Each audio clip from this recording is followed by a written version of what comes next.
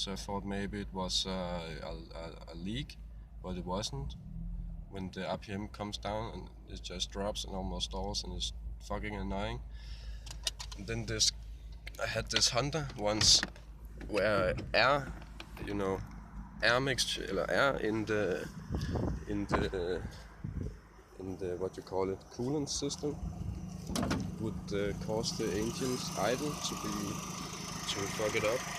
So in the morning I come out and this tube is like sucked all the way in, and that is what makes the under pressure is what makes the engine almost stall.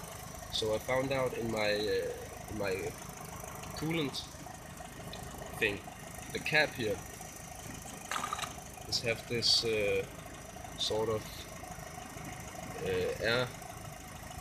air pressure regulation, but it didn't work. So I need to every day I need to go out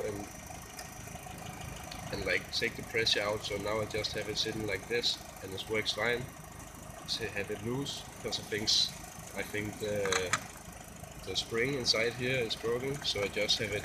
It is stuck, but it's just loose, and that's fixed my my stalling problem instant. So I hope this works, and let me know what kind of problem you have.